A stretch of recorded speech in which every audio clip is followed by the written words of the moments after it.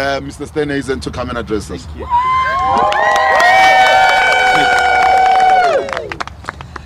Well, look behind you, ladies and gentlemen. Today we are unveiling this billboard with a very, very important message to the people of Gauteng, but also to the people of South Africa.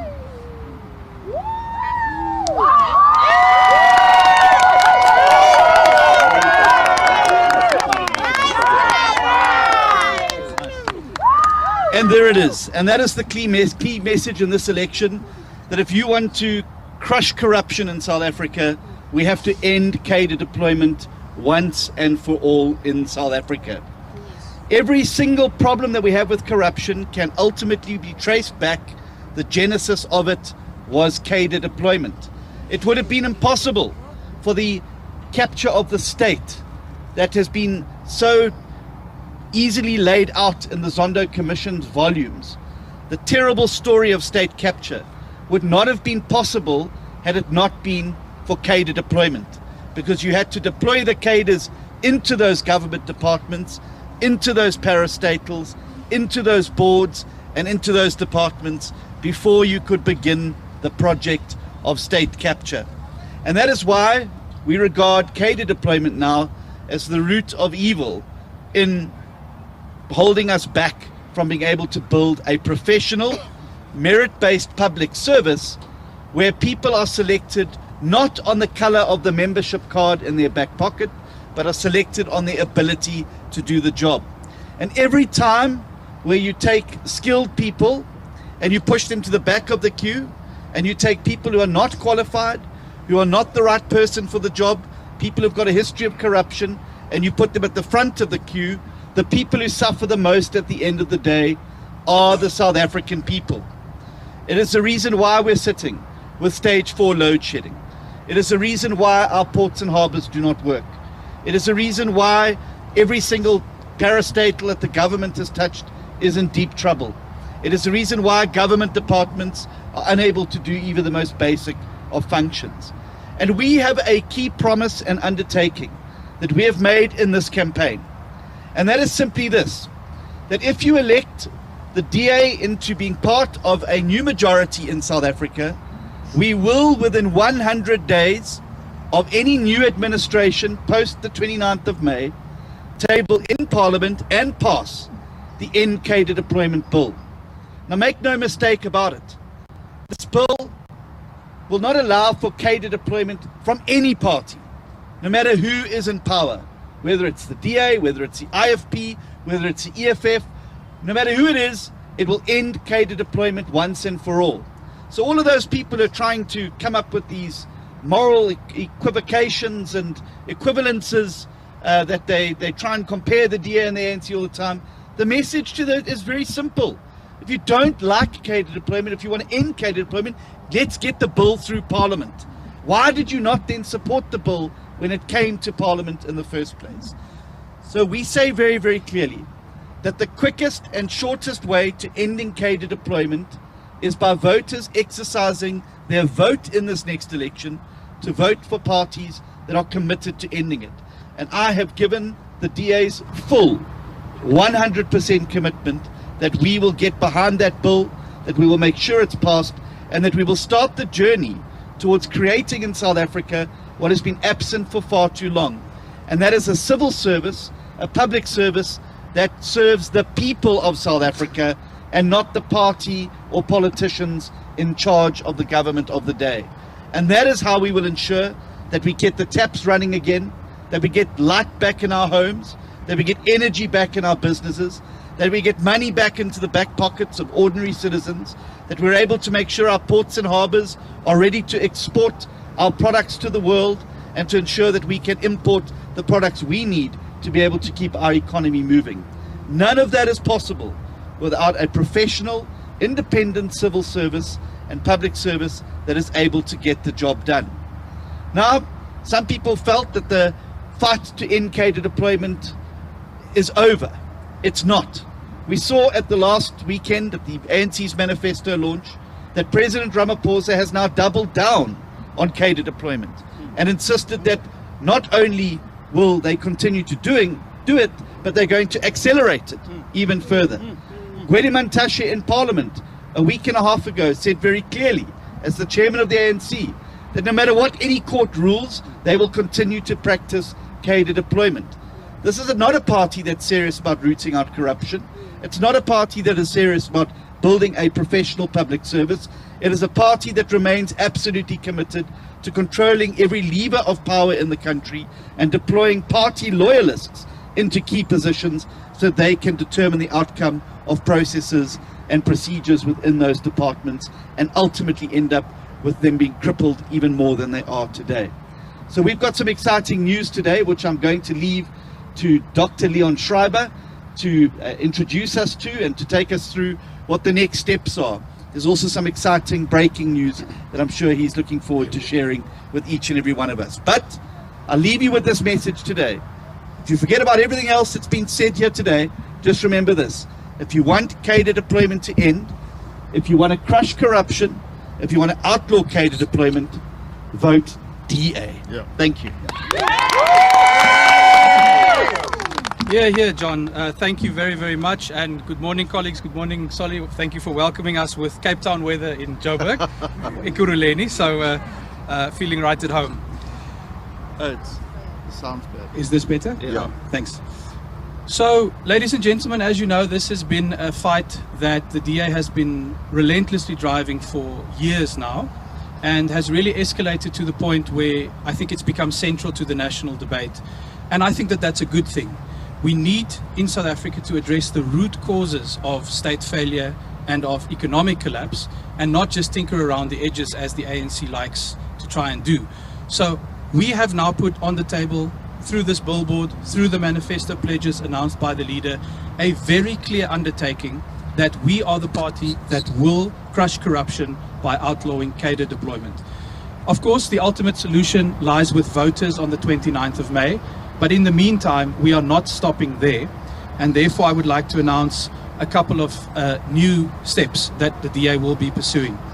First of all, you will recall that we sent a letter of demand to the ANC last week, indicating to them that we have analyzed the 1,300 pages of records that they submitted to us, and that we have clear evidence that they have not complied with an order of the Constitutional Court to hand over complete records dating back to the 1st of January 2013, when President Ramaphosa became the chairman of the Deployment Committee. We indicated to them that there is smoking gun evidence in their own records, that there are more things which they did not hand over. In fact, the very first agenda item on the very first minute they submitted to us is the adoption of the previous meeting's minutes, which they claim don't exist.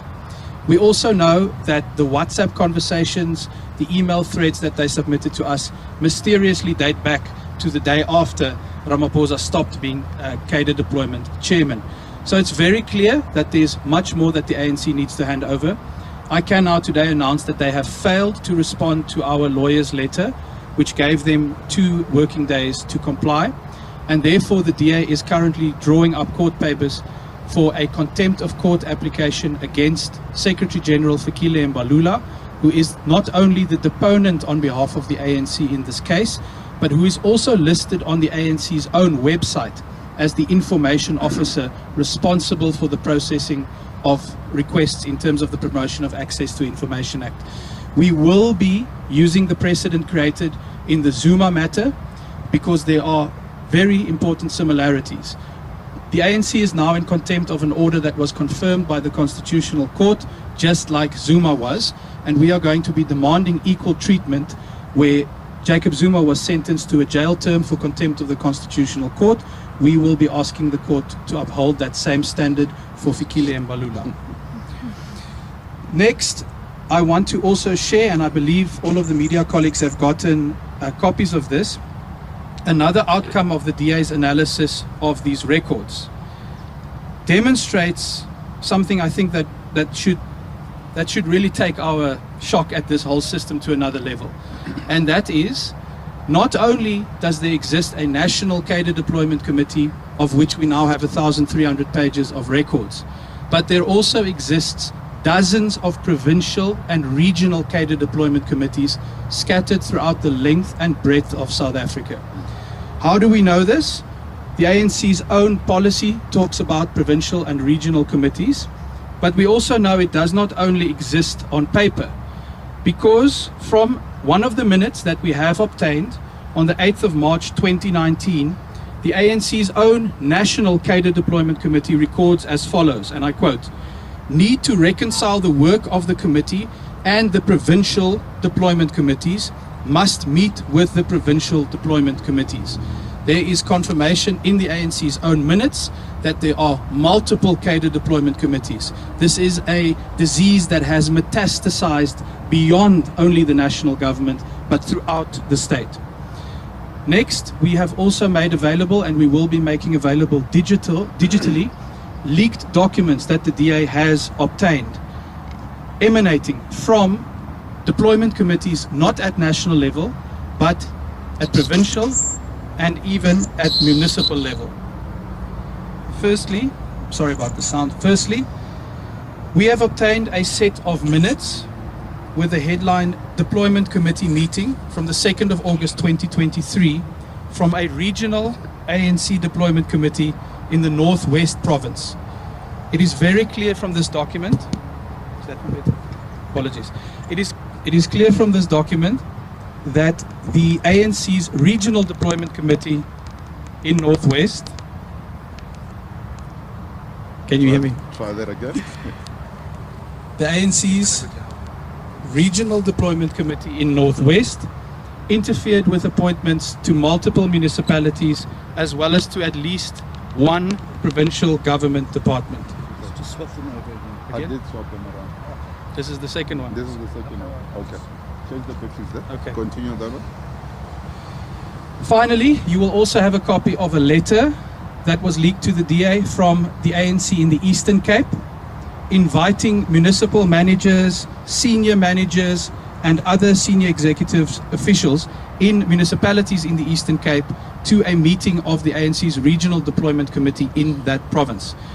The purpose of these three documents that we've made available is to demonstrate to you beyond any reasonable doubt that there are multiple deployment committees across the length and breadth of South Africa.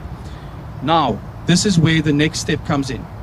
Using the precedent that was created when we won our court case in the Constitutional Court that compelled the ANC to make its national cadre deployment records public, we will be submitting a new request in terms of the Promotion of Access to Information Act to obtain the minutes, WhatsApp conversations, emails, CVs, and any other relevant record relating to every single provincial and regional ANC cadre deployment committee from municipal level to provincial level across the country.